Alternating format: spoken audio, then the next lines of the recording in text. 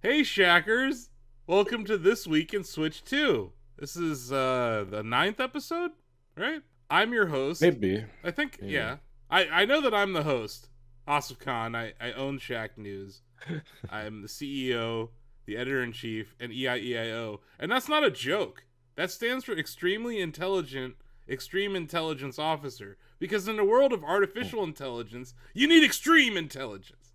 And that's totally not just technobabble and marketing magumbo. That's like real. That's real titles. The realist. It's the realest of titles. You know, it's like you could have just called me like an editorial director or like executive editor, and I was like, no. I need to have multiple titles. One is an executive, one is an editor, and one is some made up thing that is just to increase our valuation.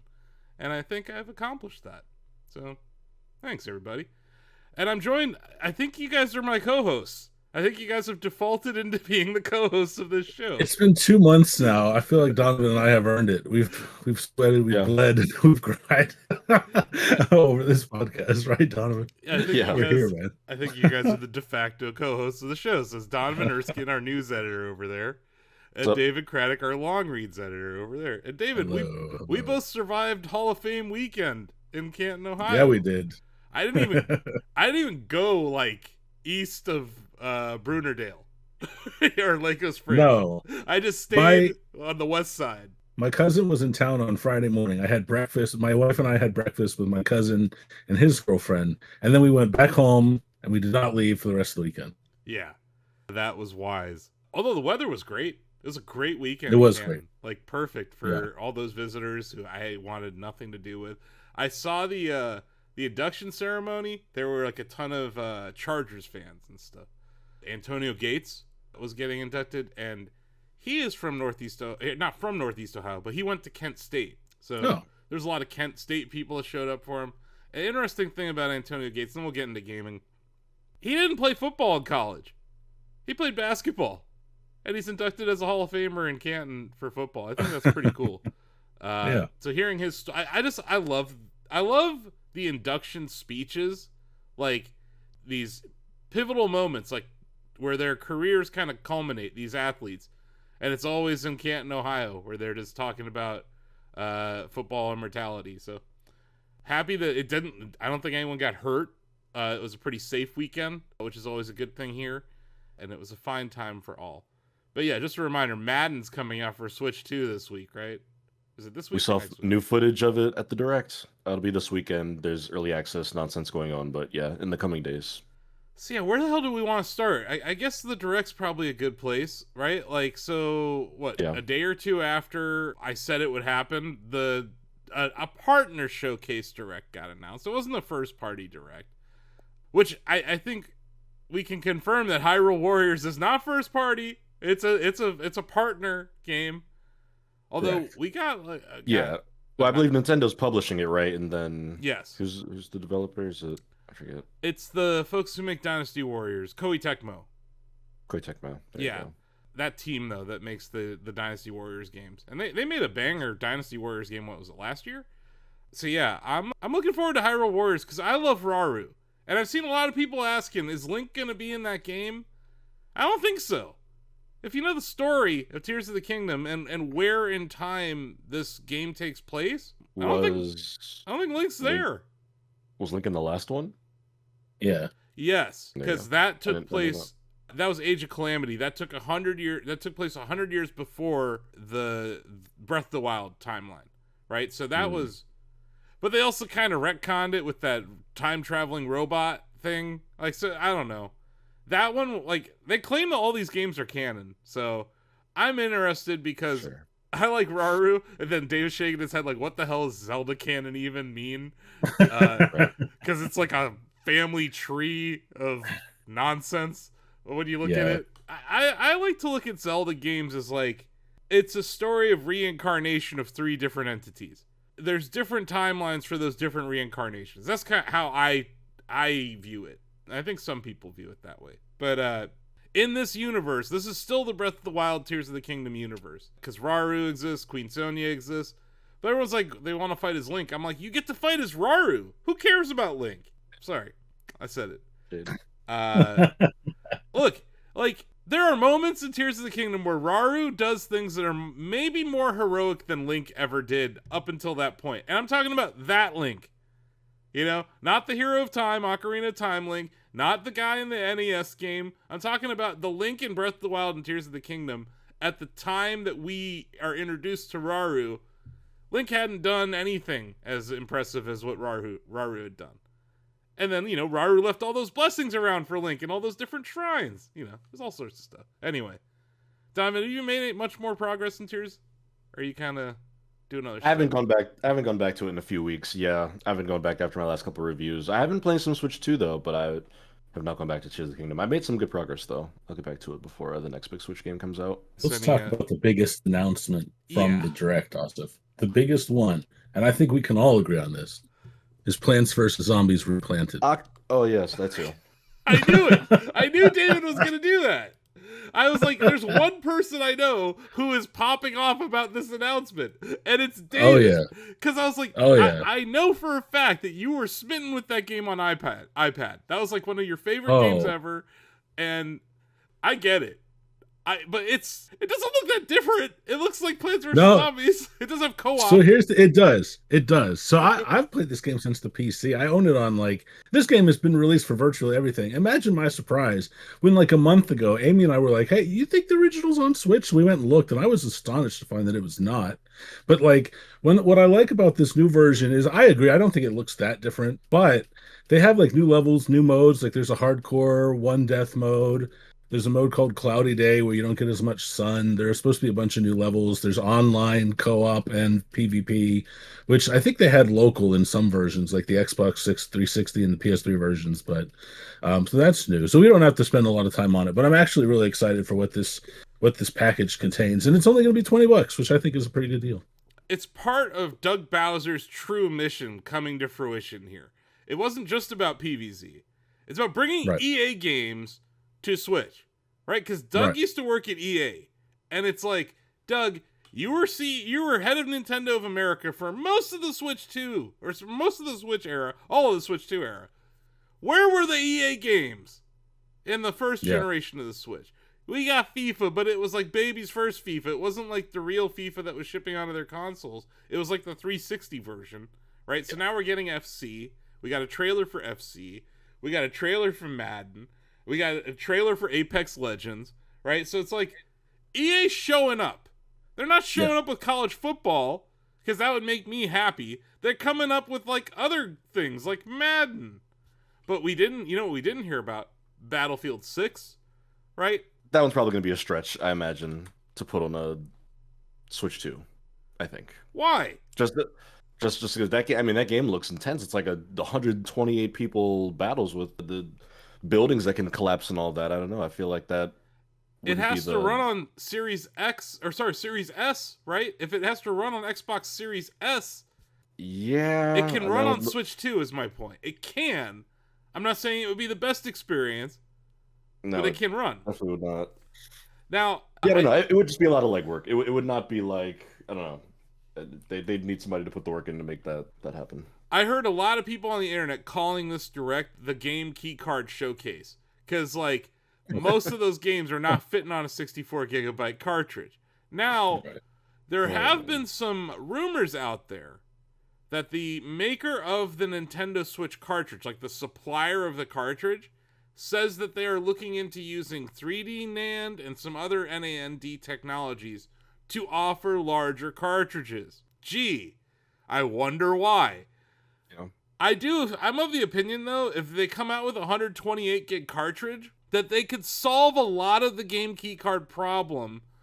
The only issue I have there is that those cartridges are going to cost more, right? So it's like you get rid of the game keycard problem, which is this physical card that you have to have in your system to download the game and to run the game after you download it, right? But it's not actually the game on the cartridge. That's why I bought Cyberpunk on the Switch 2. It's like, hey, that's the actual game on the cartridge. That's cool. They fit that whole ass game on a 64 gig cartridge. But we've seen like Split Fiction came out. It's more than 64 gigs. What was Ozzy playing last week that he said was over that? I think Street Fighter 6 is over 64 gigs. But there's like a lot of games that have already shipped on Switch 2 now. Tony Hawk, another example of a game that it can't fit on a 64 gig cartridge. A lot of those games can fit on a 128 gig cartridge. But I think they're going to run into a problem where either they're going to have to keep price parity across all the platforms, right? And it's cheaper to print a disc than it is to make these cartridges. So are they willing to sacrifice their margins just to be on Switch?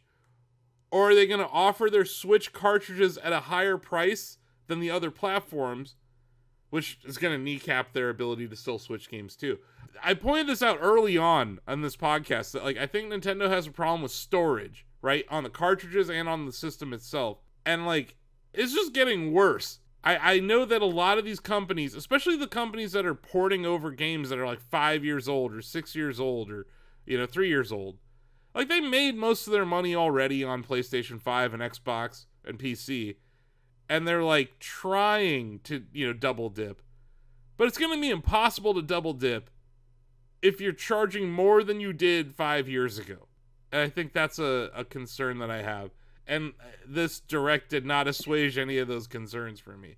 But they did issue like a survey this weekend. I took the survey. Did you take the survey, Donovan? I did not. I should, though. I took it, and I realized I'm part of the problem. I don't really care about physical stuff anymore. Because I've moved across the country multiple times. And it is not fun to drag all of your crap around the world with you. And, as someone who has a large Steam library, I'm not too worried about owning things digitally. Although sometimes you have the Duke Nukem 3D Mega Pack edition situation. But, like, if you bought it, you still own it on Steam, right? It's just people can't buy it anymore. I don't know how Nintendo's going to work with this, but, like, this continuity of the eShop addresses some of my concern about my library. But I understand collectors. I understand people wanting to be able to resell their game after they're done with it and stuff, and the benefits that you get from a physical copy of a game. And I still think you can sell a key card back to like GameStop, right? Like, I don't know about that. I'm not sure. That'd be something interesting to find out. Yeah, I'm gonna just try to do that for science, maybe. I don't know, what game should I buy a key card for? I mean, there's so many to pick from. Right? It's like every single game. I've already like 10 games. But like honestly though, like I'm part of the problem, man. I bought 2 Switch cartridges on the original Switch, Breath of the Wild and 1-2 Switch. I gave away the 1-2 Switch cartridge pretty quickly, and I just have Breath of the Wild. And I still have Breath of the Wild in my Switch 2 now. It's the only cartridge. It'll always be the only cartridge for me. But yeah, I feel like I'm part of the problem because like I saw other people's screenshots of their surveys, and if you said favorable things about physical games, they asked you questions about like your motivation for collecting physical, why you think it's a value, are you more likely to buy physical on a Nintendo device than other devices? And I was like, I got the other side where it's like, why do you like digital purchases? Are you more likely to buy digitally? So I'm like, I am part of the problem, but I really think the average consumer might not care about this. And it's going to be a bigger issue when they run out of storage space. Yeah. I feel like a bit of a hypocrite because I'm a huge proponent of physical media. If you ever watch Pop Goes the Culture, you know that I collect movies. I buy 4K Blu-rays. I have like a vinyl collection out in my living room. But video games is like the one area where I do just kind of go digital because it's convenient. You swap between games. I don't want to be loading discs and cartridges in and out of a system, especially with the Switch where you could easily lose those things or drop them into a vent on the ground or something. I don't know. But yeah, I really didn't expect this to be that big of a contentious point going into the Switch 2. Like, I remember when they announced the game keycard thing and people being like, oh, that's weird. But it is to the point now where, like, look at the replies under, like, any Nintendo trailer for, like, a video game. People are like, keycard show. You said it, the keycard showcase. You're not buying the real games. Like, there's, like, a real... And I know people on the internet, you gotta... That's not the real world, but it feels like there's a considerable amount of people who are, like, not happy with this. And I think them even putting out the survey is a bit of acknowledgement that there's some sort of, contention. Well, and their player base about it. We have some data points, right? We'll get into their earnings in a second, but, like, third-party software is not selling great right now on the Switch 2 because there's not many Switch 2s out there. And most of the third-party software that had launched by the end of June was already out somewhere else. You know, it was Street Fighter 6 had been out for what, 2 years? Cyberpunk had been out for 5 years. Civ came out earlier this year, but like it did pretty well on those other systems and on PC. So yeah, it seems like first-party software, duh, is going to carry this launch year. Duh. And they don't seem to have a problem fitting their games on cartridges at Nintendo. Yeah. That's not an issue to them. It's like, fine, we had to make this thing so that you could put your game on our system kind of. It definitely felt like a measure to like, you know, try to help third parties get their games on it, but I do think this is something we'll see improve as the Switch 2 life cycle continues, though. Again, I know I brought it, we talked about it, I think, last week, but WWE 2K25, visually, the parity between that and like the PlayStation 5 is almost unnoticeable. yeah. And that fits, I believe that fits on the cartridge. No. Does it not? I think you were saying it was 70 something, right? Oh yeah, the install size. Yeah. Okay. bigger. My mistake. It's that's what I'm saying though. If they had the 128 gig cartridge, it could fit. Yeah. It could fit. Yeah. Well, I guess where I was going with that, and I did make a mistake there, but I'm thinking if they got the game shrunk down that far from like 150, 110, Yeah, it's like whatever half it is the on the size. PS5. Half the size of the That- PC or the PS5 version. Yeah, and developers learn more about a console as the life cycle continues. They might be able to get it down even further. Yeah. And I mean, you're right. If we have a bigger cartridge size, that's something. But the price is what we'll contend with then. Yeah, and like I think then that whole rumor of $90, $100 games may come to fruition because it may just cost a lot to make the cartridge that fits the game. But yeah, Do you think they would have to sell digital versions of let's say Game X costs $100 on a cartridge. Do you think they'd have to sell the digital version at the same price to avoid outrage? Man, I don't know. Talk about a slippery slope right there. Yep. Because their margins are far better on digital delivery. Far better. I don't know, man. I told you, we're opening Pandora's box here. Like, this is a third-party software on Nintendo Switch 2 is a mess right now. Like, it is not, Right. It's not going that well. Because, like, we talked about some of the announcements at this event.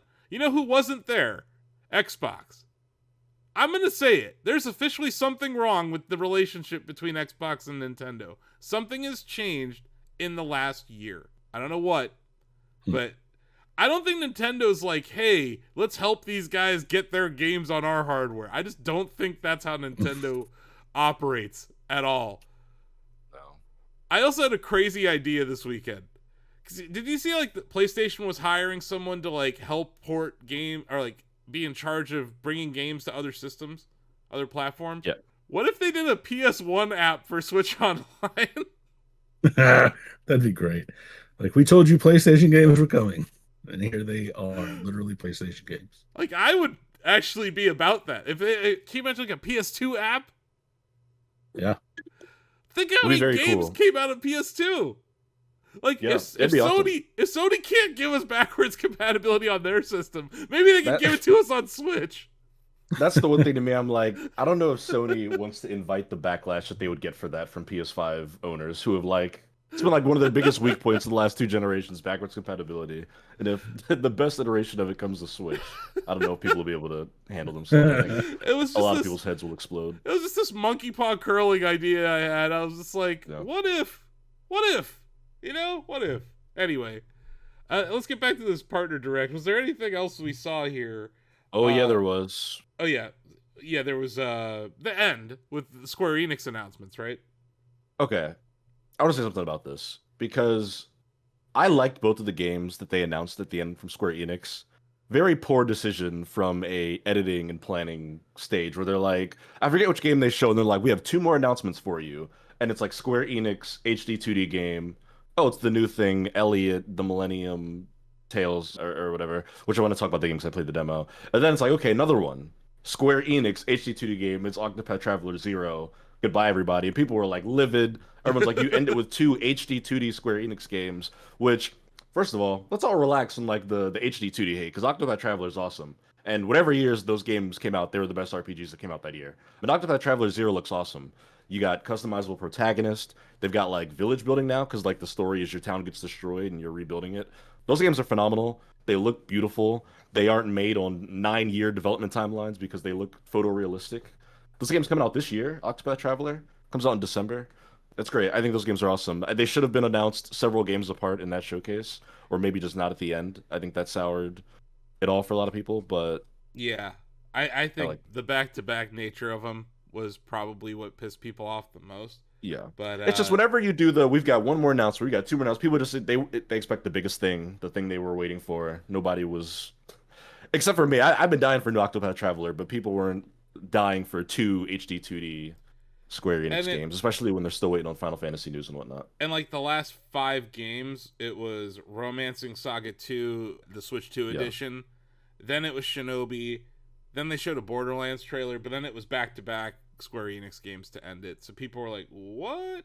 Especially because Yeah. Borderlands 4, we already knew. That was part of the original. I Yep. think it was on the original Direct when they had that 2K. It was like 2K is releasing this, and this. See ya. Well, remember Randy Pitchford was like there at the Yeah. Nintendo Direct when was that April 2nd? Yeah. Yeah. So A Liberation Day here in America. We did get a trailer for new Hello Kitty Island Adventure DLC. That game is still very popular and good. It's Animal Crossing with the Hello Kitty characters. We got this Mhm. trailer for NBA Bounce. yeah, What the Not- hell was that? no clue what I was watching when that showed up. Some new arcade basketball game. I don't think it looks very good at all. No, looks quite terrible.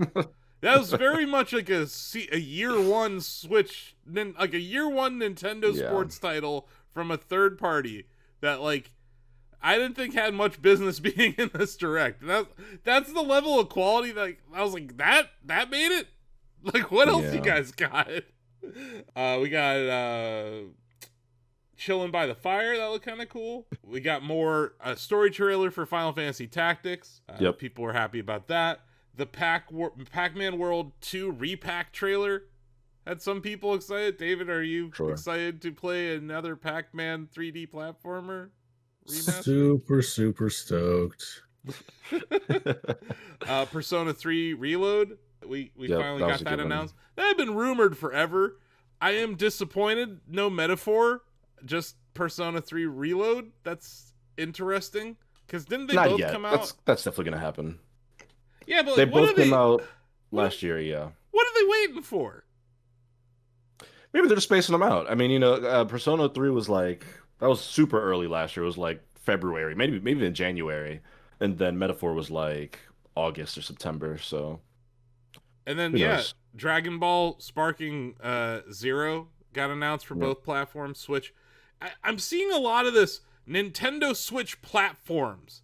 Like games are being announced for Nintendo Switch platforms now. Well, interestingly enough, in the Direct, they straight up in the beginning, they're like, "Hey, you're gonna see games for the Switch and the Switch 2." They're like, "If you just see the Switch logo, that just means it's coming to Switch 1. If you see the Switch 2, some games will have both on the side." And yeah, it was a whole thing. I hated that. That was really dumb, Donovan. I was like, because they would always show it to you for like a second. And you look down and you look up, you missed. You're like, what was this on? And then at the end, they don't even tell you. It's just on to the next game. I thought, honestly, I know we're in this straddle year. It's very apparent that we're in a straddle year at Nintendo. But man, they need to divorce these directs at some point. Like, go over here and tell us about Switch games, and go over here and tell us about Switch 2 games. Because I don't give a fuck about some of these Switch games anymore. I can play all your stupid Switch games on my Switch 2. That's the Yeah. problem here. It's like, communicate to the Switch people, the 153 million Switches out there, communicate to them what they can do in their own Direct. And then come tell us the new shit that we can do on the Switch 2. Because this hodgepodge shit is not going to work. And I think it goes back to that problem we talked about on several episodes. There are not enough dev kits out there. At all. And No. like, the criteria for people getting them or not getting them seems to be completely bizarre. The folks at Digital Extremes told us during the studio tour that their understanding was that there was a very large queue of studios that need to get development kits for Switch 2, and they do not believe that they are at the top of that list right now. When they're talking about Warframe 2 Switch Edition, so And David, you Yeah. mentioned it. It's gonna be like the SNES era where people have to like backwards engineer, like reverse engineer how to develop for this thing. Yeah. Or you just patch your Switch 1 version of a game in the hopes that it just magically will work on Switch 2. I think we're going to see some of that. Like, we did this on the Switch 1 version, so now it runs better on Switch 2, okay? Like, I think that's the year we're in for, and that kind of sucks. Like, I don't... This is not... it's not good, Nintendo. Like, I'll tell you who definitely has a Switch 2 dev kit and is making the most of it is Square Enix, because they were all over this thing. Even the 2 games they announced at the end, but even they announced release dates for Dragon Quest 1 and 2 is going to be the end of October. I believe they announced the Dragon Quest 3 remake is getting a Switch 2 upgrade. Yeah. I think it came out the day of the Direct. They've been busy with their Switch 2 dev kit over at Square Enix. Oh no, and like they was it last year? They said like our exclusive console strategy has failed. Like they're like we are sacrificing sales. And the Nintendo Switch was like the JRPG machine of the last generation. Like maybe not necessarily the high-end ones because it couldn't run FF7 Remake, but like this can. And I think handheld FF7's going to be good. I think to your point about Octopath Traveler, like those are great games. They found a home on Switch. And like Square's like, what are we doing? Cutting our addressable market in a fourth? Because you just want it to release on PS5? You know, like, yeah, I think they learned from the last, I shouldn't say the last generation because it's the current generation. But I think they've learned, although didn't Final Fantasy VII Remake come out on PS4? Yeah, that was 2020, so yeah. Yeah. Mm-hmm. So, like, that game can run on a PS4 or PS4 Pro. It can run on a Switch fine, or Switch 2 fine. Good on Square for realizing that. Oh, Ubisoft's not dead. They're putting a Just Dance on Switch 2. Yeah. And they dragged out the Star Wars game, Donovan. Outlaws, yeah. Which I believe there are reports going around that they quietly canceled a sequel to that internally over at Ubisoft. My eyes kind of glazed over when I saw the Just Dance stuff up. I mean, I'm so glad that those games still do well for the people who enjoy them. But to me, I'm like, I've not been into those kind of games since like the Wii era of motion control stuff. But they clearly have a market. We also got a Once Upon a Katamari got announced for Switch 2. Yeah, it looks fun. And Switch and PlayStation. It's on a bunch of different platforms. But you know, if you like the Katamari Damacy games, got another one coming. It's just a ball rolling over things and becoming larger over time.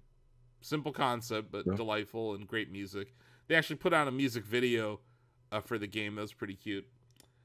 It was a weird like just not, there was not a theme to this. It was just kind of like, here are games, they're coming out to our platforms, deal with it. We mentioned Madden in passing. Chronos the New Dawn is coming to Switch 2. 2. I had to look at the top right of this fucking trailer to make sure. So there's that. We got a couple more Yakuza games announced. At some point, all the Yakuza games will be on Switch too, right? That's safe to say. Yeah. I mean, we should also mention they opened with the pretty big one from Capcom, Monster Hunter Stories 3, Twisted Reflections. Yes. Which, looks quite nice. And that series has had a ton of success on Nintendo consoles and DS or 3DS. I can't remember. I think it was 3DS. 3DS, yeah. Yeah.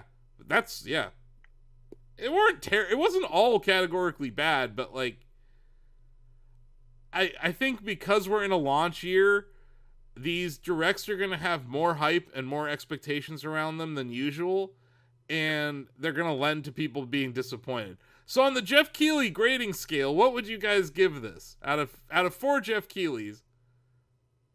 4 Jeff Keighley's, okay. I thought we were doing like how he. I know. Remember how he always goes on tour and he's like, I know. A, a B, a C, or a D? I know, but like now there's only 4 Jeff Keighley's. 4 out of 4 Jeff Keighley's translates to an A, and 1 out of 4 Jeff Keighley's would be a D. 0 would be an F.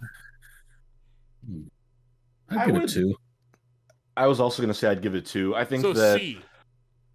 Let's Yeah, see. For me, Octopath Traveler Zero is legitimately a hype announcement, and as soon as I saw the December 4th release date, I think I mentioned in our Slack, I was like, "Well, we have to deliberate best RPG after December 4th. We just have to because Octopath Traveler is going to be awesome." Yeah. So that alone is enough to get me excited, and So, but I don't like, know. I Some of those stuff look fine. there've been some games announced for this system that we haven't really heard about since the April 2nd direct, and that's where I was kind of concerned. Like Elden Ring. I thought this would have Elden been Ring a was a nice big time one. for an Elden Ring release date. Um, yeah. I don't think we're gonna get much from Duskbloods anytime soon. Because Not till how about next you? year. How about you release Elden Ring first? But like Elden Ring's probably one of the biggest third-party titles that's been announced that we don't know a release date for. Um, I, we still don't know the Metroid Prime 4 release date. To be I think that's the another thing.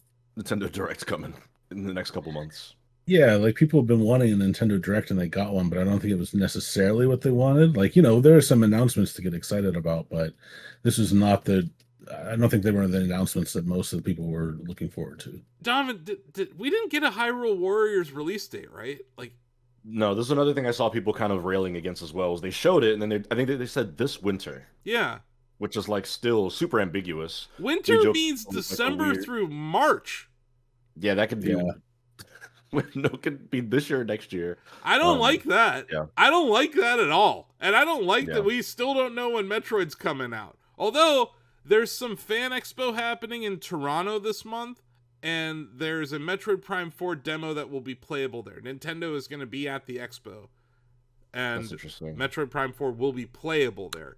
Now the question is it the same build as the Switch 2 experience that I went to in April? Who knows? But when I Probably. played that game, it felt really fucking good and polished and ready. So like, I Hmm. don't know what's going on, Nintendo. Are you gonna just announce it and it's out now? Is that what you're doing? Like, what's happening here? Because you're running out of time. Like they are literally running out of time to promote that game. So Yeah, what they is said going on? 2025. They said 2025 for that and Kirby Air Ride. Kirby Um, is not a 2025 game. I don't is think it it not? is. I could have sworn it's never been one, and I've heard a lot of people say it is. It says 2025 on the eShop. Okay, never Yeah, mind. I think I'm wrong. the trailer's just like this year. Maybe it's just 2025. Which again, it's like We haven't heard when is that anything coming out? about that.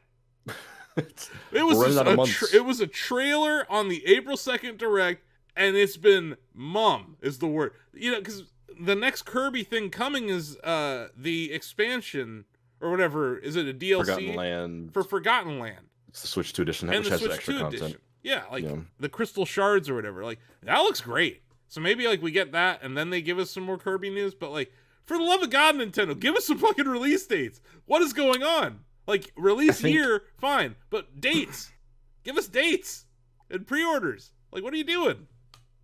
I think the optimistic prediction here would be that there's another Nintendo Direct around the corner, maybe in September, or by the end of September, and that'll be more of your big announcements, right? It'll be, as far as third parties concerned, Elden Ring release date, Final Fantasy VII Remake integrate release date. That was at the April 2nd Direct. We don't know when that's coming. That's a TBD. And then you'll get Metroid, you'll get Kirby, and then I don't know, maybe they'll have some surprises up their sleeve. But there has to be another Nintendo something Well, within the like next like 60 to 90 days. I feel like there has to be something this month. Because next month is Mario's 40th anniversary. And for the love of God, do something, Doug Bowser. Like, there's every 5 years since I've been here, there's been a Mario celebration. 35, 30, 25, 20. They've done pretty consistent, right?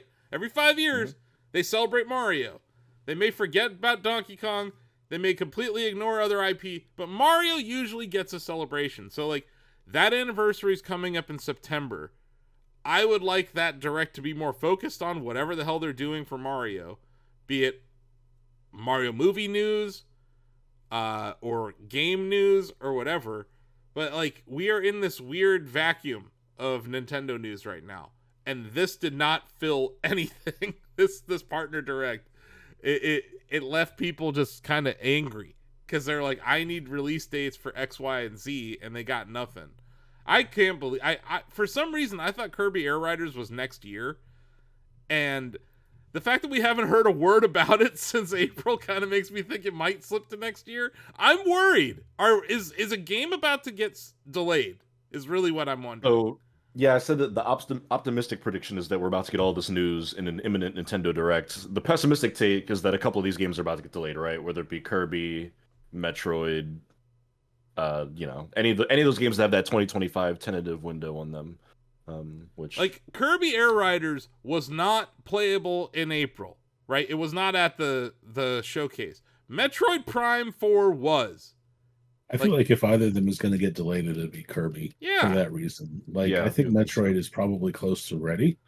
They're just not ready to announce a release date yet, for whatever reason. That's so weird. It is. I don't know why. Why is it this way? But it is. But in my opinion, there are 2 directs before the end of the year. I think there's one in August that addresses the bigger third-party titles as well as some first-party housekeeping stuff. You gotta get that out before PAX, because they're gonna be at PAX, right? So like, that's true. Yeah. I feel like they gotta do something before PAX to get people hype, or maybe even the week of PAX to get people hype. And then September, why I keep bringing that up, is they love to counter-program Tokyo Game Show, right? Because they have beef with Tokyo Game Show. They don't go to Tokyo Game Show as an exhibitor. They do have some undercover ninjas there talking to indies and publishers and stuff, but they don't go to Tokyo Game Show. So like but Sony usually has like a state of play around there, or Bandai has a showcase, or whoever, right? So like, it seems like September and August we could get Nintendo news from them in the form of a direct. Although we did get, like, I don't know if it was last week or I think it might have been the week before, we got an 8-minute Drag and Drive overview trailer. And I'm like, that definitely felt like something that probably would have been shorter in a direct, but they just were like, screw it, we'll just throw it out here now. So maybe after that game launches, we'll get some kind of a direct. But I don't know. That was a weird one. That was one of the weirder directs we've had. Yeah, I guess I agree with you guys. Two out of 4 are Jeff Keighley's. Yeah. And we'll see where things go from there. What else do we have? So we got some Mario Kart patch notes. I don't know if you guys saw this, but they're kind of addressing some of the problems, Donovan. They kind of walk back a controversial change from a different patch. Which, I'll be honest, I think I said on this show, I was like, there's no way Nintendo takes this back because they just don't care what you guys think. But I would agree with you. Yeah. I agreed with you. I'm very surprised. Yeah, they took back. It was that whole like random course selection thing. Yeah. So in Versus Race of single player, added a no comm to the comm rules, so you can remove computer players from your Versus races. They added a mushroom only item rule to Versus mode. Oh. Okay. I wonder why. Huh. Gee. Could it be that it's a better racing game when you get rid of the bullshit? Well, the competitive speedrunners, when you do like time trials, it's only mushrooms anyway. I know. Because it's almost like that's racing. That's not an arcade racer anymore. We're not even doing the thing anymore. Whatever. You can also choose view replay to watch like ghost data in time trials now, so that's kind of cool. Because you can like go to like the best player in the world's time and just watch it to try to learn shortcuts or whatever. I think that's the area where they're really leaning in, is like just the high end play, like letting people like Bear showcase their talents. You can now choose who to watch when you're spectating in Knockout Tour. Balloon battle. Great. Yeah, because that was annoying. It would always be the first place person that you were watching. Yeah. So I think that's kind of cool. Still no proper spectate mode, but like there's a way. It's funny. It's very similar to how the F-Zero 99 community does tournaments. So yeah, I do think that's kind of interesting. You can see the waiting time until the next race or battle starts in online play, wireless play, and LAN play. In camera play, they fixed a bug. Yeah, it's a lot of bug fixes. Some weird like UI updates. They made the comm weaker in every mode other than battle. So for The someone comp who could be pretty vicious in that game. in some of the Grand Prix, David, like you'll run up against like a baby Daisy and she's just like the Terminator for some reason. Like Yeah, there's always like yeah, that one. yep. They're gonna be your rival for the whole Grand Prix, and yeah, like someone who's trying to get like 3 stars on the Grand Prix and on the knockout tours, like you have to hit first place at the end of every leg of a knockout tour. You have to be in first place at the end of every Grand Prix. It's hard to do that against the comm. I'm gonna have to play this again because I'm curious. I haven't played it since the patch. Donovan, they nerfed the boomerang. Oh well, The homing of it. Steve will love that. He hates the boomerang. The boomerang, it got a I buff. also hate the boomerang. It got a buff going into this game from the previous one, and I guess they're nerfing it because some people really freaking hate it. They decreased the probability of getting the triple dash mushroom in the low position, whether the item rules are in a race or anything other than frantic. So they're trying to make it so first and second place don't get the triple mushrooms as often, which sucks. It just makes it harder to be in first place. Increase the frequency of lap type courses in the selection when choosing next course in versus race and wireless races. That was the big one, Donovan. That's the change that people wanted. Now, I will say it's not like a complete undoing of the previous patch, but it's like somewhere in the middle. At least they're offering it. Yeah. We still need like a box to check where it's just 3 lap races, right? Yeah. Like that's what we want, Nintendo. So next patch, maybe you can do that. I do think that we're still at this point in the game where there are patches being made that there might have been debate internally at Nintendo about them, right? Where it's like, I don't know if that's that big of a deal yet. And now it's like a month later and they're like, see, I told you so. So there's some project manager that's finally letting the dev push some commit that they wanted to push back in April, right? So I think that we're still in that part of the development cycle for this game where some of the stuff that they knew was going to be problematic is being addressed now. But yeah, it's like, I think these are good changes, and I think it shows that this dev team at least pays a little attention to their players, right? Just a little bit. Yeah. They know what people say. They rarely comment on stuff, but they're well aware of the conversation around their video games. But this makes me want to play more Mario Kart World online. Yeah. In fact, we should do that sometime this week. But yeah, a ton of fixed bugs in this patch too. But I just wanted to highlight that big news, which is striking considering our attitude just a few weeks ago about this topic. Like, I'm pleasantly surprised to see these patch notes and hear this news, and the feedback's already been great. And I think this is a natural place for me to give people an update on my Donkey Kong playthrough. I found Odd Rock. I began whistling to Odd Rock. How did you skip over this? Donovan, everyone who's played this game. Oh, Donkey Kong doesn't have much of a story. He whistled! They connected through the power of song! That moment was beautiful, and everyone just glosses over it. I praise the story in Donkey Kong Bonanza. I like the relationship between Odd Rock and what Odd Rock very soon becomes in Donkey Kong in that story. I thought was one of my favorite parts of it, yeah. The Odd Rock's sitting there, shivering, terrified of this giant monkey. And in my case, a monkey that destroyed probably 98% of everything on that level, by the way. I got to the point, though, Donovan, where I was like, screw it. I'm not coming on another podcast where I'm still on Ignite Isle.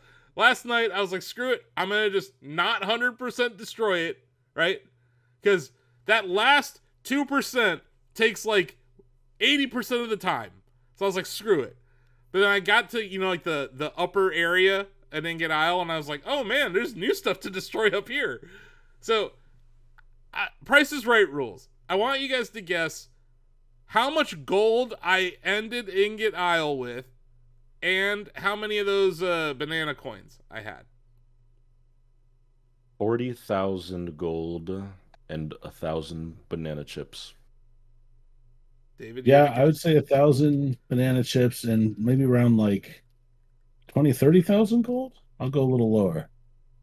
You're both over on the banana coins. I was at Okay. Okay. 810. You're both under on the gold. I ended with 51,000 gold. So much gold, man. That's a lot, right? It is a That's lot, yeah.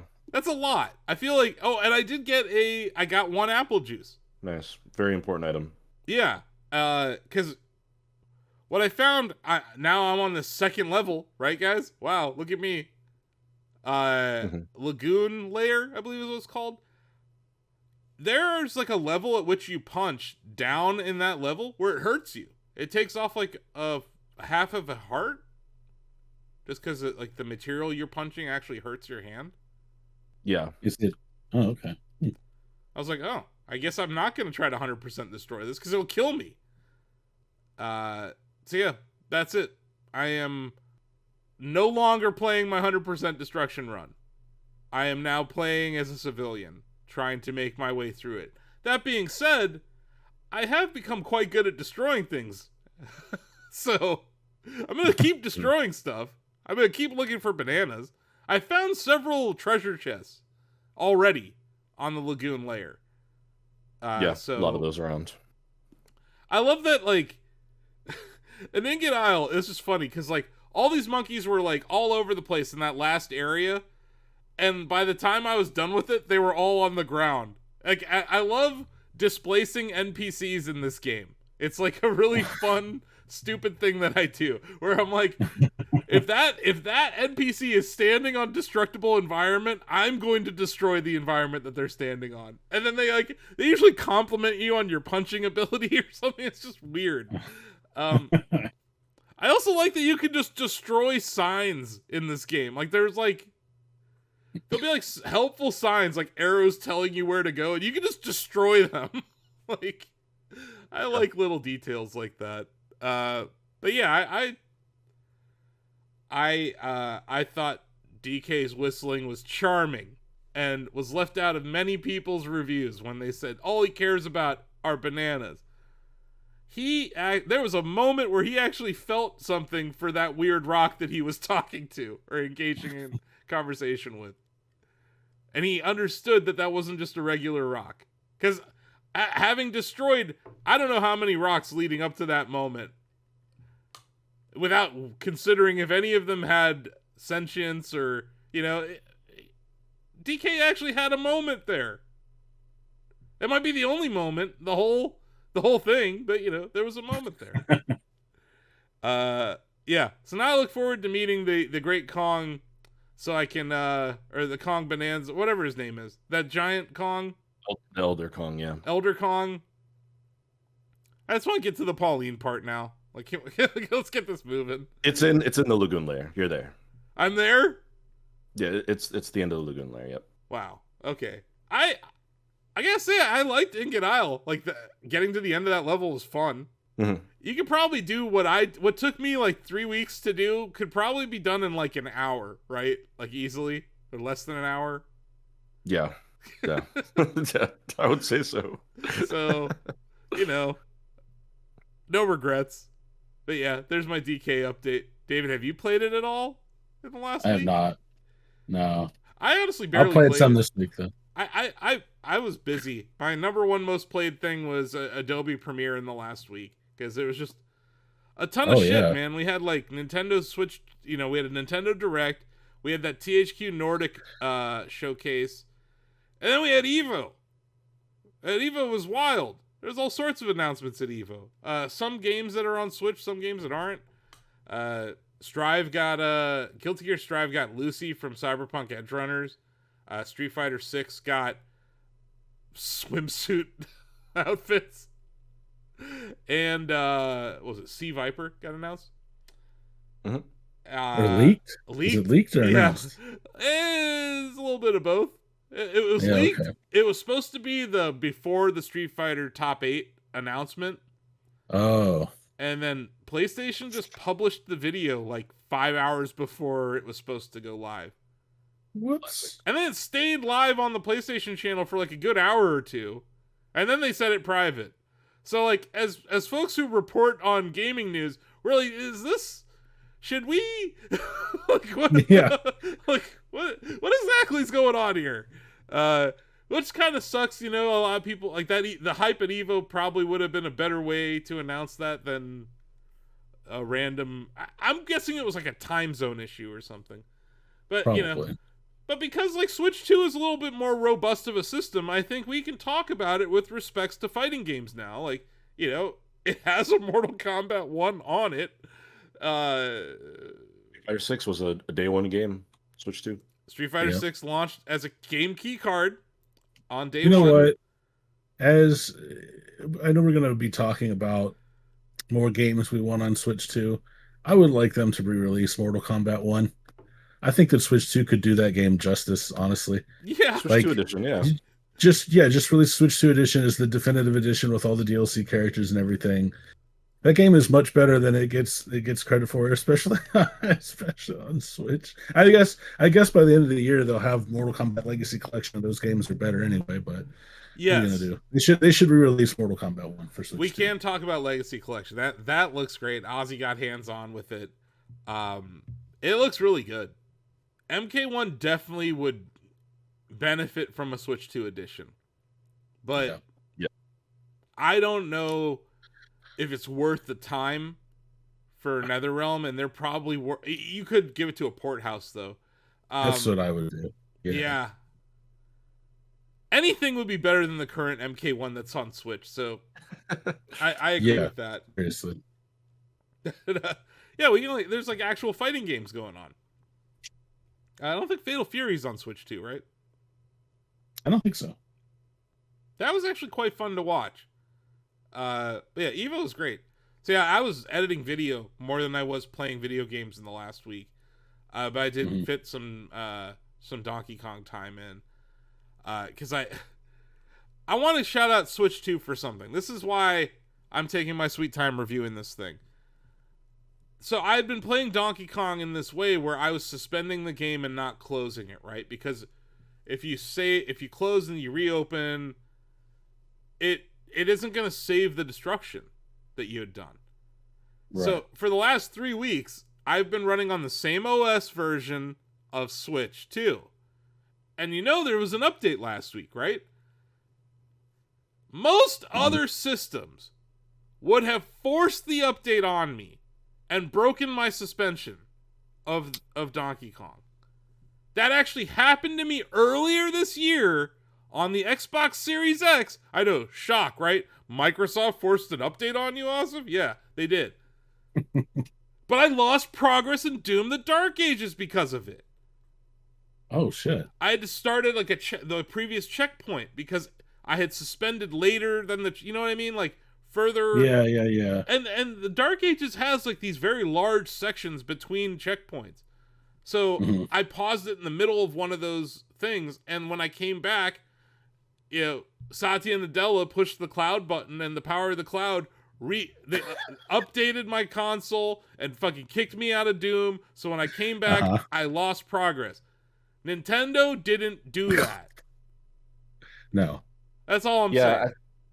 I mean, I think Xbox, PlayStation, and Steam, for that matter, all do auto update by default, and it's a thing you can turn off, but it's by default it's enabled. In Switch, it's the opposite. And I use my Xbox like once every 3 years, so I don't even know that fucking setting exists, Donovan. I was like, oh, I thought suspend works on it. It was like the cool one because you could suspend multiple games on your Xbox, right? Like that's one of the cool things. Quick resume. Yeah, quick resume is a really cool feature, but its Microsoftness broke it. And I appreciate that Nintendo offers the start software option. It's like, hey, there's an update available. You should update, but you can just start software. And it doesn't force it on you by default. So I thought that was nice. Because like, otherwise that would have happened to me weeks ago and I would have been pissed off and I would have given up on my 100% destruction run.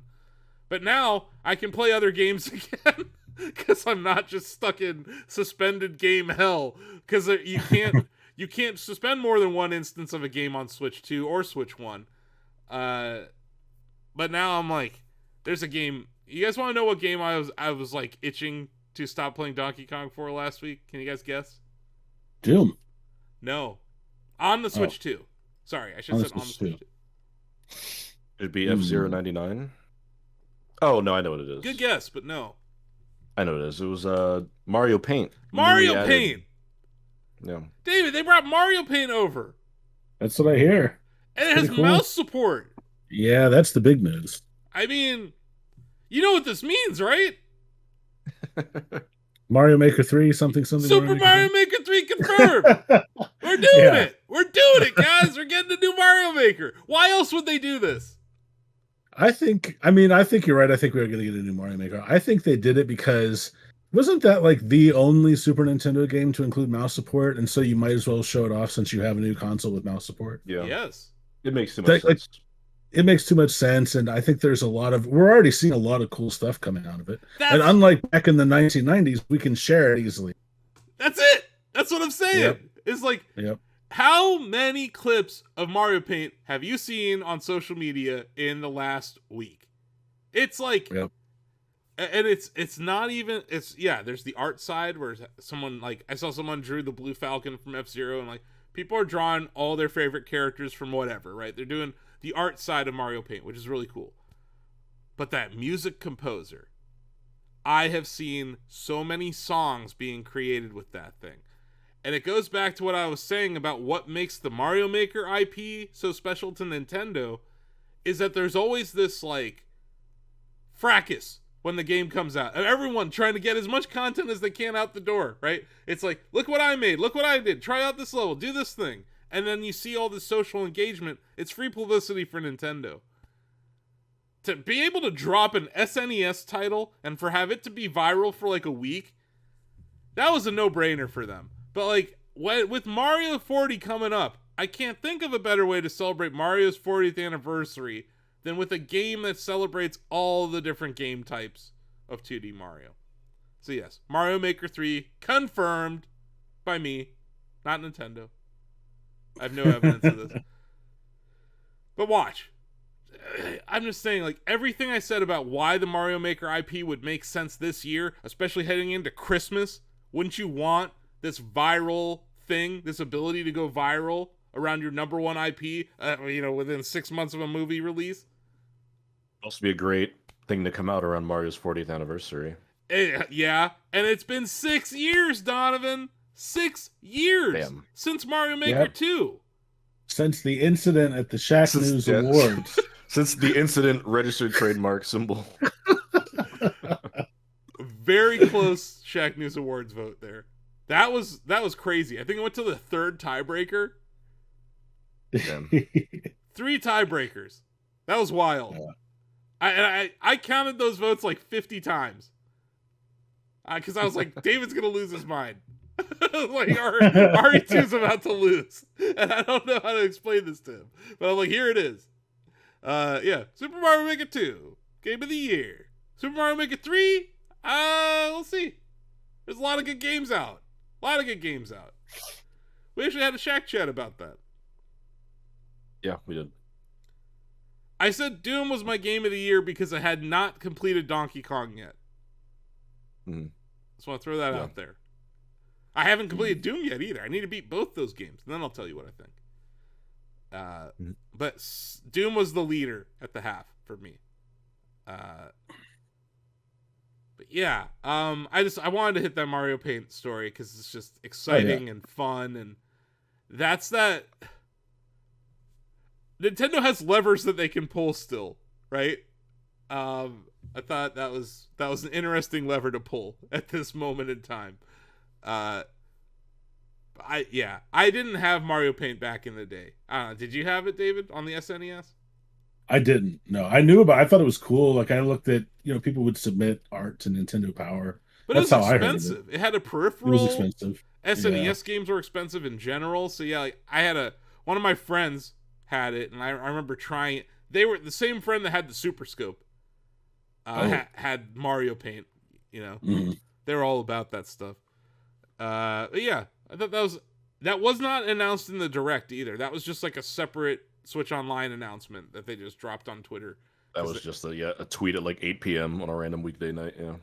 But of course, they did that. They announced all these cool things after our show last week. I feel like that's just a trend with them. Let's see. What Maybe else we'll get news tonight. God, I hope not. But they probably will. I mean, it's the nature of us doing this on a Monday. But I feel like we kind of set people up for their week with their Switch 2. And, you know, we have some games that we'll talk about. Let's see. We already kind of mentioned the game keycard survey. Let's start. I'm going to start with one thing and then we'll move to the earnings, okay? It's year 9 of Nintendo Switch. I thought it was year 8. Nintendo Switch turned 8 years old in March of 2025. Oh, so we are in year 9. It's not we're 9 years old, but we're in the first few months, the first quarter of its 9th year. Gotcha. And I've laughed about this for the entire generation of the Switch, how they didn't decrease the price once. Not one price decrease. And usually, when a new system comes out, the old system gets discounted in price, right? Right. Traditionally, yeah. Not in Trump's America. Nintendo of America has announced a price increase to the Switch Lite, the Nintendo Switch, and the Nintendo Switch OLED, to the point where the Switch OLED only costs $50 less than the Switch 2. Jeez, insane. Yeah. Now, I have a theory. I think Nintendo's upset that 900,000 Switches sold in the launch quarter of the Switch 2. They're like, how can this be? Why are you buying this thing? Please stop. Like, we know that we're about to break the DS record, but please stop buying this thing. We're trying to sell you this thing. No, I don't think that's really what happened here. It's that Switch is made in China. It is not a... they have not diversified its supply chain in the way that they did the Switch 2 in preparation for this tariff environment. So they are being adversely affected on their legacy hardware, oddly enough, not their new hardware. And then the other evidence that we see that Nintendo, contrary to what you may have heard from other YouTubers, Nintendo is eating some of these tariff costs and not passing them through to the purchasers of the Nintendo Switch 2. Because they reported their earnings for the first quarter of their fiscal 2026. They grew revenue year over year by 132%. How much do you think their profits increased by in that same time period? 10%? 50%? 40? 50%. 4.4%. It's not a lot.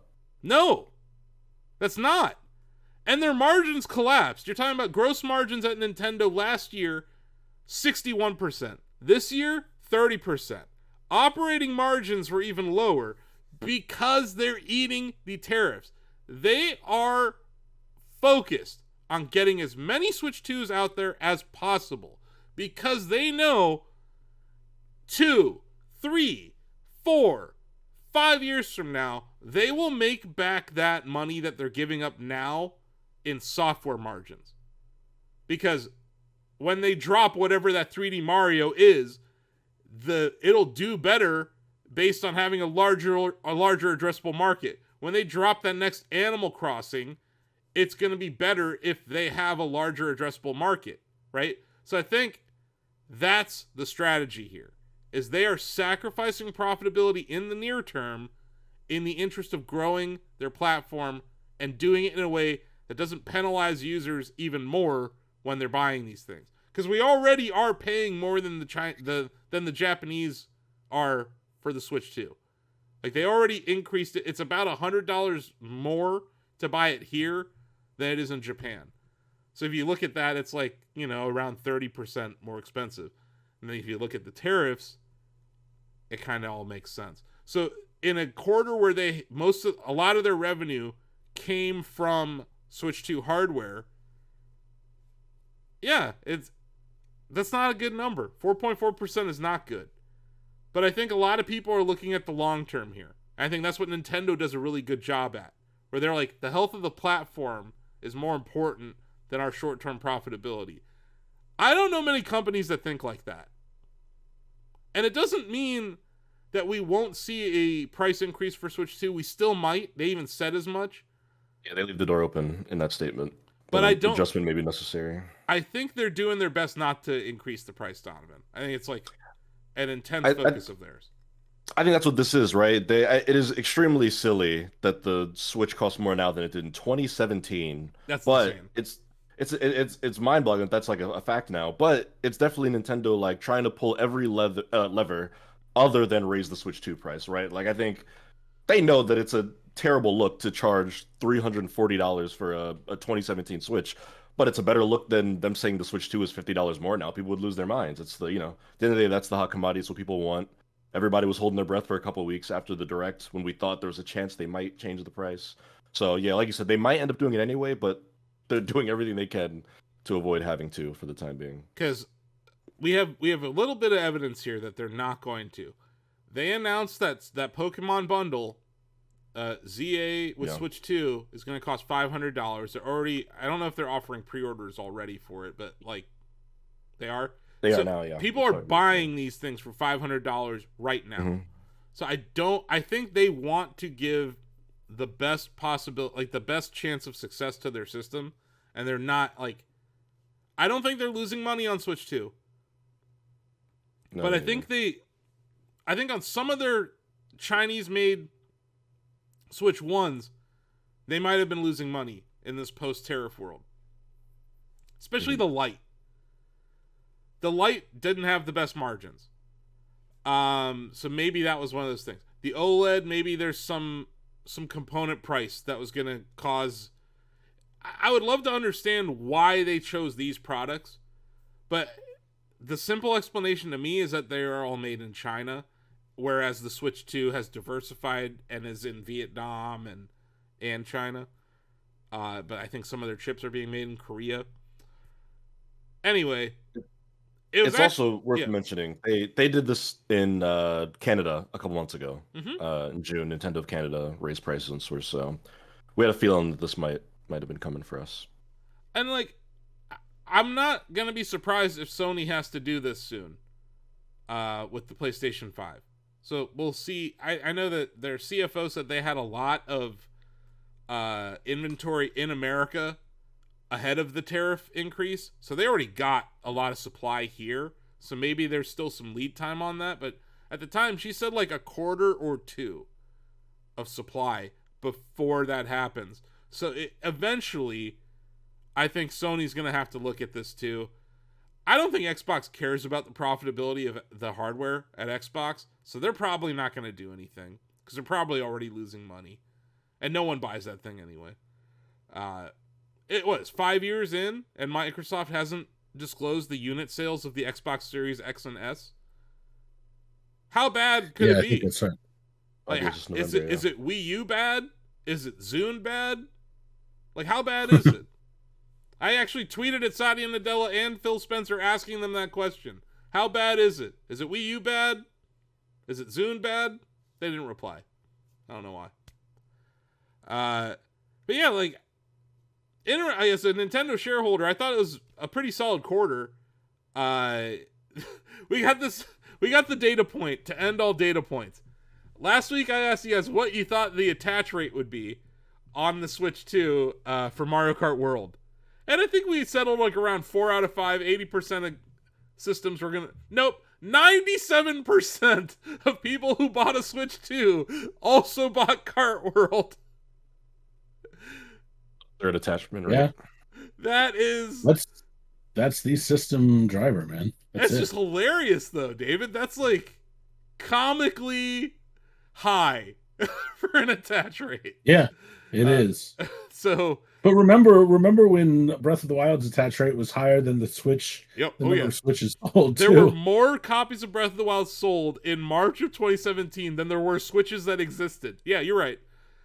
Because they were struggling to ramp production, and I think they are still struggling to ramp production. They said like in the first 7 weeks they've sold 6 million Switches, and the first month it sold like 5.8 million. So over 5 million copies of Mario Kart World have been sold. They didn't split up bundle versus non-bundle, so that's kind of annoying. But yeah, seems like people like Mario Kart World. Seems so. It's yeah. I thought that was pretty funny though. No data on Donkey Kong, because Probably too soon, right? that shipped in July, and that's their next quarter for them. So we'll have a full quarter of Donkey Kong sales before they disclose that, most likely.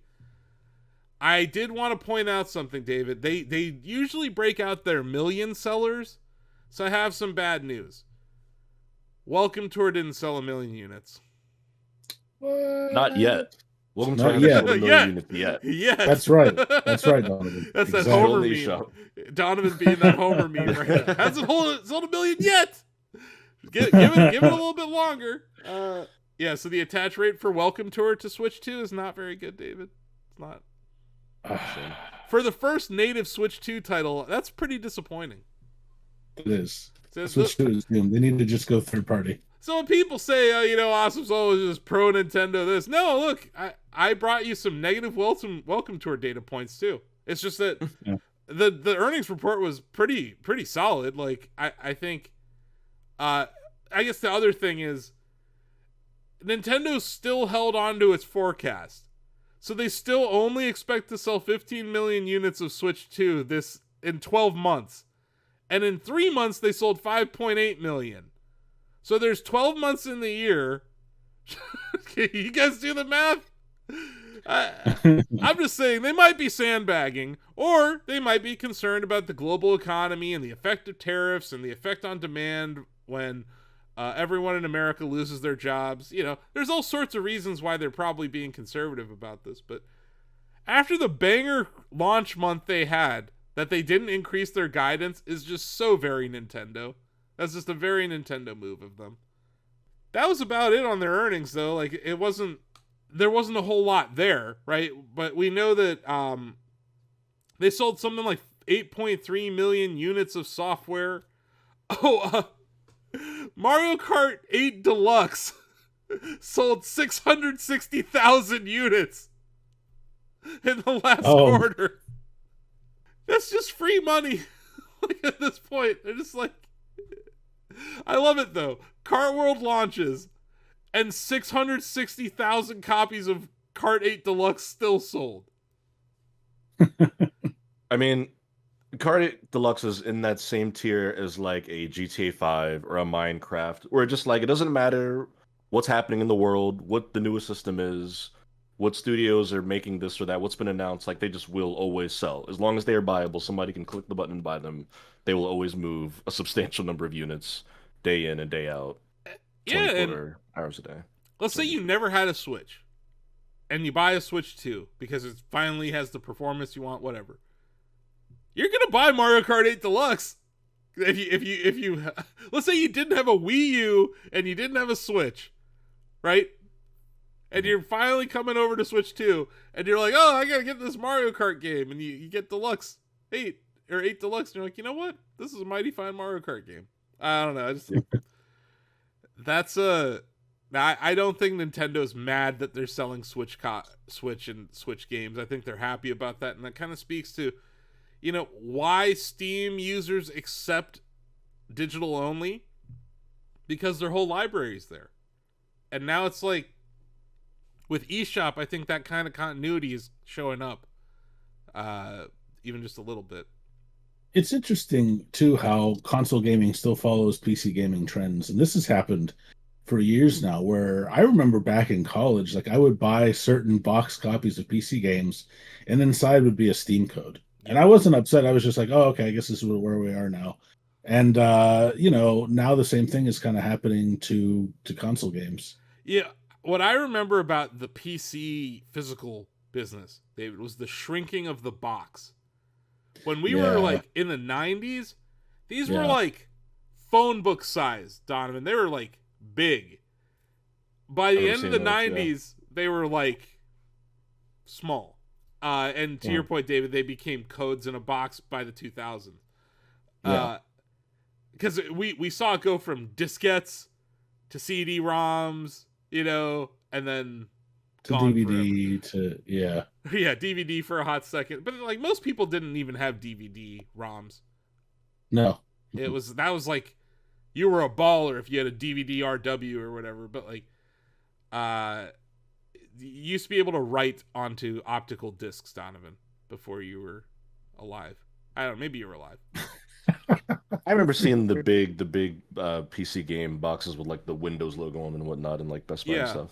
No, I'm thinking, yeah. but yeah, Yeah. that was like the Myst era. I remember seeing the Myst box, David, and like World of Warcraft, or no, not World, but like Warcraft 2.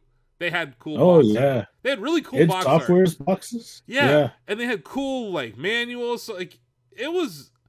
That's the part I actually talked to Imamura-san, the art director from F-Zero X and Star Fox and all those great Nintendo Mhm. games, about how like the thing that we're missing right now in this digital era is we don't get these cool instruction manuals anymore.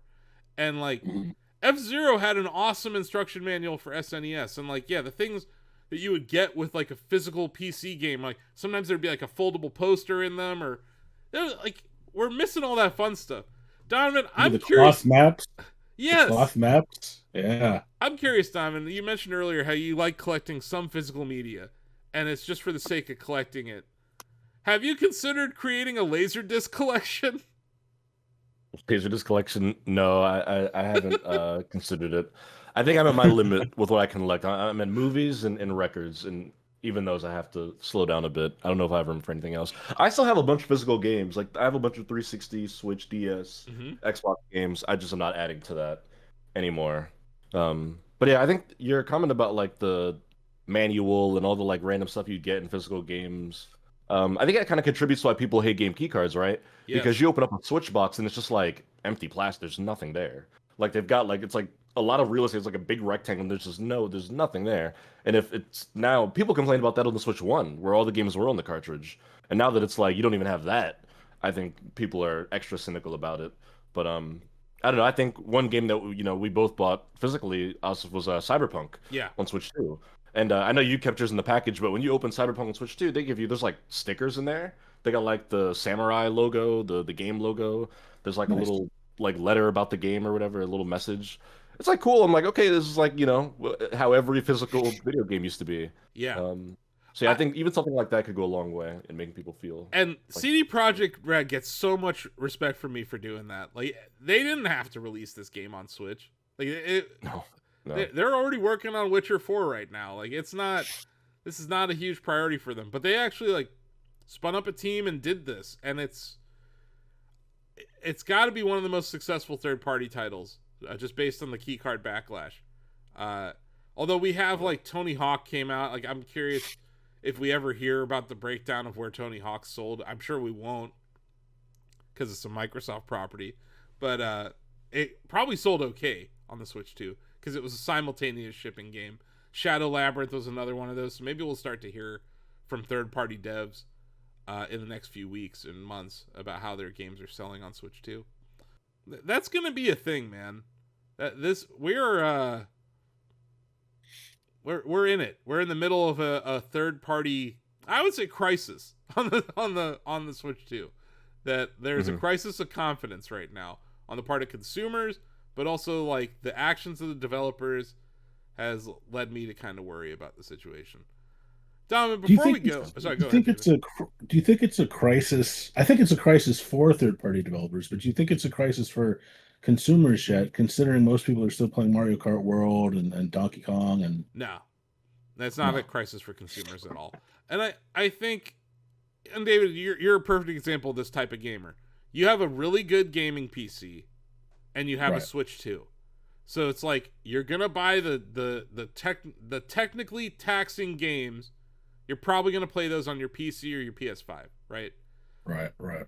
And you're gonna play your Nintendo games on your Nintendo system, and you're gonna play games that you already bought for your Switch on your Switch 2, right? There's Mhm. like people are gonna keep playing Stardew Valley on Switch 2. If they had it on Switch 1, they're gonna keep playing it on Switch 2. It's like going back to that whole you upgraded your computer kind of feeling to this Yeah. generation. And that's not a bad thing. Like if you love Animal Crossing, you can play it in a much better way now on Switch 2. Yeah. So I do think there's that value proposition that we're still seeing. But yeah, I've always felt like if you have a solid gaming PC and you have a Nintendo device, you can basically play most games. Especially now with Sony porting a lot of their first party over. Xbox barely exists anymore as a platform, but you know, Game Pass allows you to play most of these games on PC now. I am at the point where I like there's a Windows 11 like has an event horizon coming in October where it's gonna like Windows 10 PCs are gonna be officially obsolete in October. Not gonna get any more security updates. The worst part of being a Windows user is coming. I feel like I gotta buy a new PC, and I really don't want to because the prices are absurd right now. I can't imagine they're going to get any better anytime soon. But I am like staring down a very large purchase, possibly. Because my computers are not good enough right now to play some of these high end games, and that's annoying me. I would have, if I had a better PC, I would have been playing Doom on it. But this is the same computer I played Doom 2016 on that I'm talking to you on right now. So it was nice back then. It's old now. And even the office computers, Dave, they're still 2080s. Like I think you're rocking a 4090, Uh, 4080. 4070 Ti. Okay, Yeah. I can't remember, but yeah. Yeah. Yeah. Anyway, I want a new computer because I think I don't think the average consumer is going to be that affected by this. I think the average No. consumer probably buys digital games anyway. Yeah. But I do think there's that other problem that like we need more storage for this thing if everyone's going to buy digital everything. It's just it's a problem on every system. We brought it up before, but I think it's just because of the handheld nature of the Switch and Nintendo's track record of making physical media. I think that's why there's been such a hubbub about this, Donovan, to your point, like on social media and stuff. But we have to remember, if you're seeing someone's comment on a Nintendo of America tweet, it's very likely that they paid $8 for you to see that comment. So let's just remember that when you see the people who are so outraged, we'll maybe consider that when reading their tweets, is that they're engagement farming and they make money off of people viewing their tweets. So I think I always bring it back to Dexit, Donovan. Like that was so loud on the internet, and then they sold like 20 million units of that game. Yeah, it went on to be like one of the best 3 or 4 selling games on the Switch. Yeah. And I was reading that Nintendo report. Pokemon ZA does have a release date, and yeah, it's October 16th. And it's coming out on both systems. So that's an addressable market of about, 160 million? Mm-hmm. Yeah. This Pokemon is going to sell an absurd amount of copies. Like, insane. I don't think... I guess what I'm getting at, as a Nintendo shareholder, you'd be really dumb to sell Nintendo ahead of this Pokemon launch. Especially because of that frickin' bundle. That's a brilliant bundle. $50 for that game, which I think costs $70, right? Switch 2 version 70, yeah. Switch 1 I think is 60. So buying a $70 game for $20 off, and you get the next generation system, a lot of kids are probably have been asking their parents for a Switch 2 now for months, right? So it's like it's lining up perfectly for this to be like the Christmas of Pokemon, David.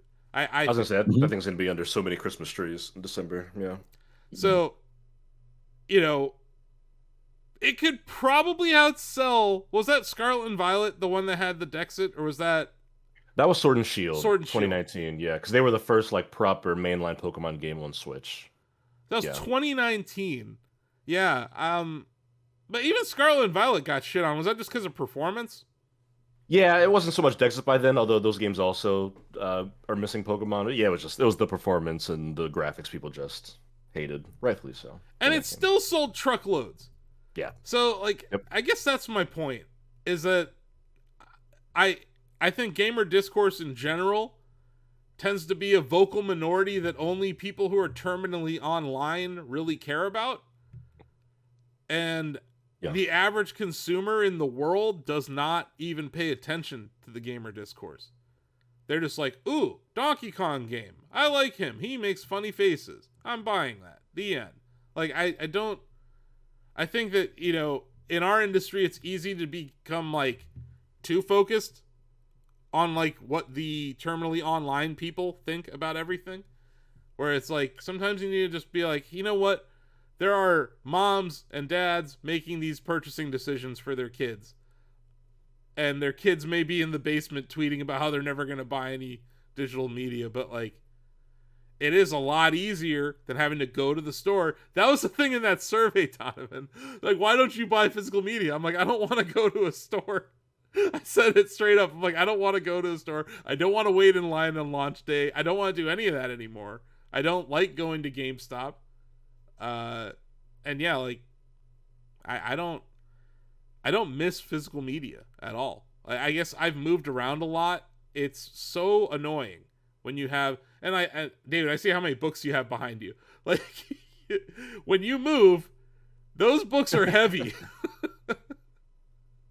And I remember when we moved from California back to Ohio, we had all of our stuff in a pod for like 6 months, and I missed my books. Like I started buying. I buy a lot of books on Kindle, yeah, but I do like physical. Like I have all the Stephen King books in hardcover. I have a bunch of video game books behind me and stuff. and a lot of your books are both hybrid, like physical and digital. Oh yeah, yeah, yeah. Some of them are even ebook only because they're like 99 cents. I'm like, here, just have one, you know. So yeah, Uh, I practice what I preach, basically. I used to collect Game Informers and Nintendo Powers, but then something happened Same. and they all got thrown away or something stupid. Because, you know, that's the problem. You, like, leave a pile of cool things in your parents' basement, and you come back one day and it's gone. Right. Example It's of tough that. because moving is so stressful that once you've gone through all that, it's very easy to look at a pile of things and be Yes. like, you're not making the cut, and you're No. down the road. Well, But here's an it's- example, Donovan. I have vinyl records sitting in my brother's house in Texas because I was moving to California. What was I gonna do? Bring a crate of 100 vinyl records in the heat, right? Because like you're gonna park outside in the desert. If you're driving from Houston to LA, Yeah. it's hot, and They're you're not gonna gonna make melt those records. So it's like, Yeah. I'm like, those records are safer there, but now it's like, it's many years later, and I still don't have those records, and I'm kind of annoyed because I had like, my friend's mom was gonna just give away to charity.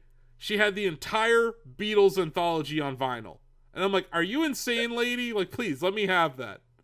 So like, I have them, but they're sitting in Texas, so it's just like, because that's an unwieldy thing to travel with, Donovan, and you've probably already gone through that having to move once, right? Like, Once, yeah, wasn't fun. vinyl is so delicate. You have to take care of that shit, and if you don't, I worry because I'm like, God, if the air conditioning breaks in that house, like, who knows what condition that vinyl is in right now. But that, like, yeah, I have a bunch of Wii U and 360 and, you know, PS3 games that are sitting in Texas. My whole N64 collection is sitting there. So yeah, it gets annoying, man, when you move multiple times. Having all that physical media and being a collector is rough. Yeah. So like, that's where digital, having it all on a device that you can just slip into your bag and you have hundreds of games available to you. Like, there's a convenience factor that I think some people aren't being sincere about.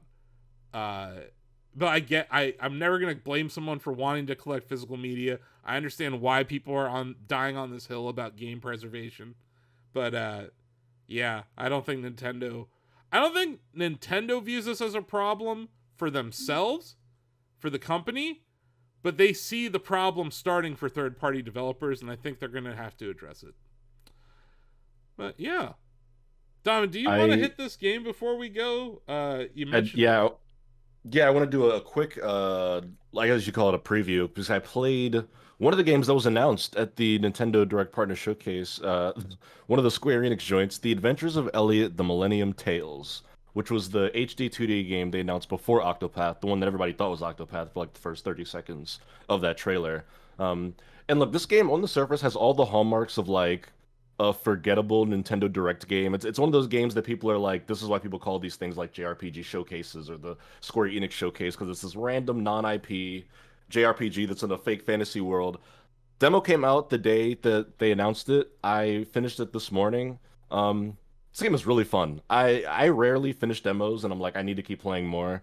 I would still be playing this right now if the demo was the full game. So, this game is set in a world called, this is the real name of this fantasy world in this game that Square Enix came up with, Philadelphia, which looks and sounds a hell of a lot like Philadelphia. Just so random. This is by the company that brought you Creative Business Unit 3. Yeah. I just want to point that out. Creative Business Unit 3.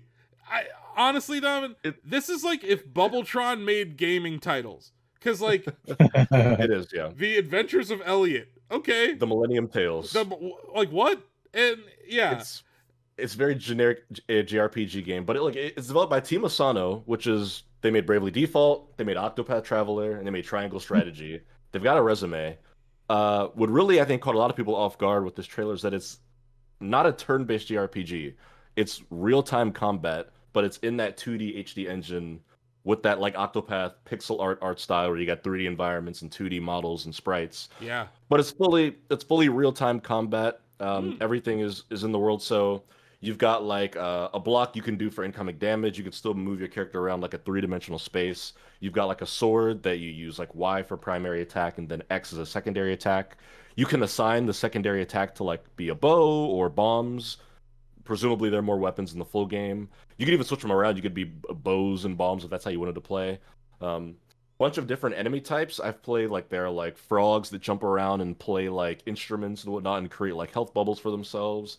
They're like these flying chicken. They're almost like a cockatrice, I think, in D&D, sort of enemy.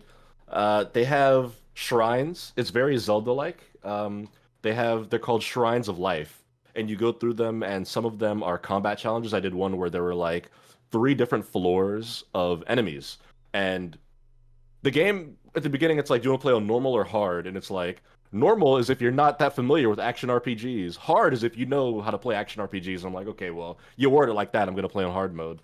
I died like 4 or 5 times trying to beat the first shrine in that game, where there are just multiple levels of like enemy hordes. But then I did another one where it was all platforming. There were like paths of like arrows that just fly at you. And I had to like quickly dash between them. And then I would use like my shield to get through some of them.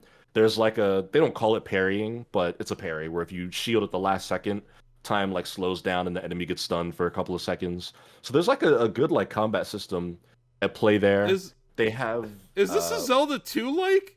Maybe. I admittedly haven't played Zelda 2, but it felt very Zelda inspired as I was playing it. Just the level design. Some of the things he's saying remind me of the combat in Adventures of Link. And it's called The Adventures of Elliot. So I'm like, it's the Adventures of Elliot, yeah. Huh. Who he kind of looks a little elfish. He's a human. He's got human ears, but he has a fairy that follows him around. And this is a very cool thing you can do. And I think the game's coming to everything, but I'm playing it on Switch too.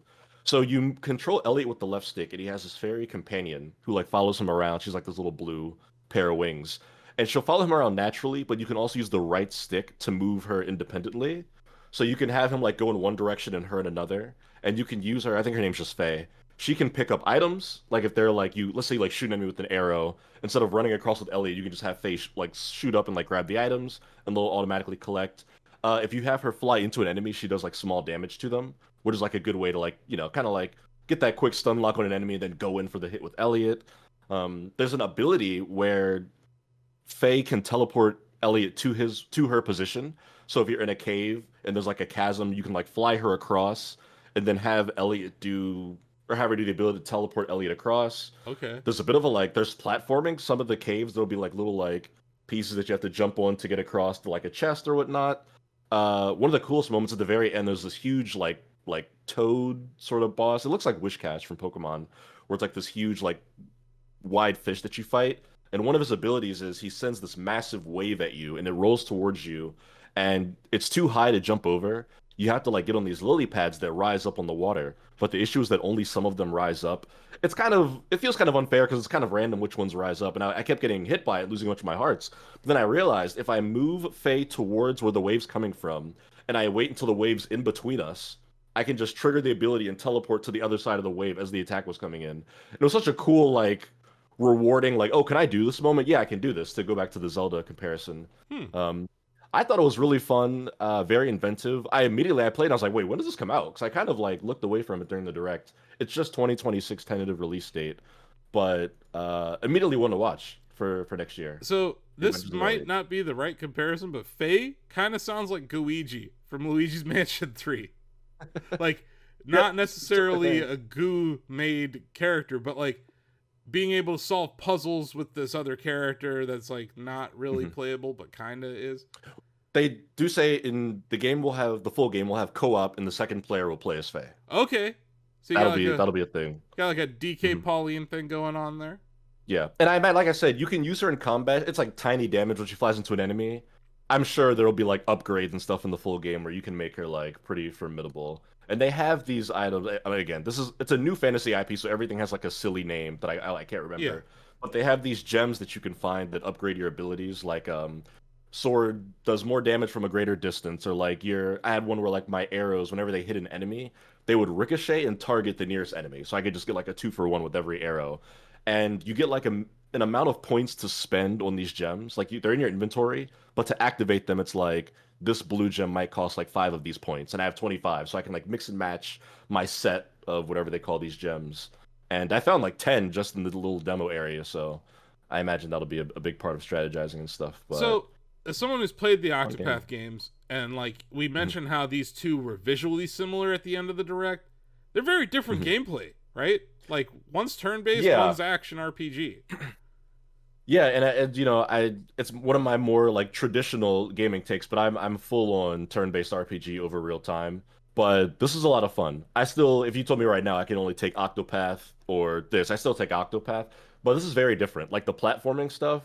Even doing that, I was like, this would be kind of cool to have an Octopath Traveler because you don't really get a lot of that there. Yeah. A lot of the like environmental puzzles, there are like buttons and stuff in caves. You've got to like find your way to get to different like platforms and elevation.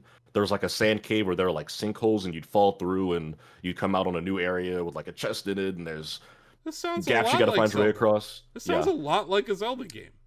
Very Zelda inspired Team Asano game that Square Enix just casually revealed as the penultimate game in a Nintendo Direct. So yeah, I'd say keep an eye on it. Well, that's cool. So yeah, listeners, viewers should definitely. It's free to try out, right? It's just a demo on eShop. Demo's on the Switch 2 eShop right now. Yeah, I think the only thing that I can imagine holding people back from this one is I know 2D HD is still controversial to some people. Some people hate it. I don't get it. I love it. I think it's beautiful. I would kill for a Pokemon game in this engine. Ooh. But if that's a hold up for you, then maybe you won't love it. But other than that, I'm super into it. Nice. Well, Dave, do you have a game that should be on Switch for this week? Mortal Kombat 1. Mortal Kombat 1 Switch 2 edition. It should be on. Yeah. That's fair. I'll throw in Fatal Fury. Yeah. Fatal Fury, City of the Wolves. I watched it over the weekend, and it was just like it was enjoyable. I enjoyed watching that tournament, and I haven't really gotten into playing City of the Wolves at all. But yeah, for me, EVO's just a magical time of year. Got to see the best players in the world all come together and fight it out. We didn't get a Tekken 8 announcement on Switch 2. That should be on Switch 2. They're busy making money off of DLC. I did see Harada-san took a picture with someone wearing a Waffle House t-shirt. So there's still hope that the Waffle House DLC, maybe that's what Nintendo's waiting for. They're like, look, Hihachi, that's cool and all, but when's the Waffle House DLC dropping? And then you can come Seriously. over. Yeah. But we know that some Bandai Namco companies must have a Switch 2 dev kit, because Shadow Labyrinth's out on there, and Elden Ring is eventually coming out on there. But I guess From probably has one. So yeah, that'll do it. We did it. Episode 9. We informed the people about so many things. This is an action-packed episode. A lot of Nintendo news dropped immediately after our episode, so I'm sure that won't happen again. Definitely not this week. No way. No way are we getting a Metroid Prime 4 Beyond release date. I'm just trying to jinx ourselves into news that we want. Yeah. Definitely no Mario Maker 3 announcement coming in September. I'll tell you that much. But yeah, like, Donovan, just from a movie standpoint, isn't this usually around the time when you start promoting a movie coming out next year in April? April, yeah. It's time for at least like a poster or something, yeah. Yeah, like some key art and maybe like announcing the voice of the Koopalings or something. I don't know, like something, Nintendo. What's going on? I guess Universal has to be coming up on their next quarterly earnings, so maybe it's around then. They're gonna dox the Mario movies. Yeah, because name I was again. gonna say, yeah, they did that last time, so maybe this is the quarter where they're actually talking about it and they'll time something out. Do you think Yoshi's gonna talk? God no. I mean, he'll just say Yoshi. Surely. Yoshi. There you go. So like, That's all Where- we're getting. you think so? I think so. Yeah, I think Yeah. that'll be Okay. it, yeah. Okay. Yeah, I don't know, I'll just throw it out there. I feel like there's another Nintendo video project that's going to be announced here in the next, like, 6 months. Something's coming. I don't Maybe, know yeah. what. It could be Donkey Kong. God, I hope it's Star Fox. Oh wait, you know what? You talked about earlier this show. The Mario movie or the Mario anniversary is in September. Announce the next movie then. Yeah. That's that you can be like, here's the poster. You get Miyamoto trailer to come comes out out on the this direct day, yeah. and say, you know, here's Chris Pratt. He's so cool. You know, like, or I don't know. I don't know who. I have with me Seth Rogen's son to reveal the first trailer for Super Mario Brothers 2. No. Yeah, but like, no one's gonna be like, I play Yoshi in the Mario movie. Like, who do you think they're gonna get? George Clooney as Yoshi? That'd be funny. He was the dog in South Park. Anyway, we did it. If you like this, you know, hit like, follow, subscribe, hit the bell. We'll be back next Smash week. the bell. Smash right? it. I thought you smashed smashed the the bell. like button and you hit the bell. Oh, No? I thought you smashed the bell. I don't know. I mean, if you're Donkey Kong, you're smashing every single thing. So smash. That's true. Smash like, smash subscribe, smash the bell. Do you actually hit the bell on many channels, guys? Honestly, no. On YouTube, no. I have like a couple from many years ago that I get notifications for that I'm fine with, but no, yeah. I did for Other stuff. Nintendo when we were in that window of time where we thought the Switch 2 was about to be announced. Yeah. And that was like a rough 3 months where I was getting notified about like random trailer for Tamagotchi or do you remember that the Funko Pop Fusion game as a trailer? I was like, I'm like, what have I done?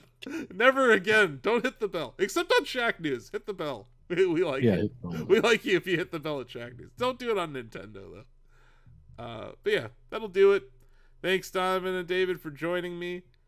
I've been your host, Asif Khan. I've been told that I should announce who we are multiple times each video that we do in the interest of people knowing who we are.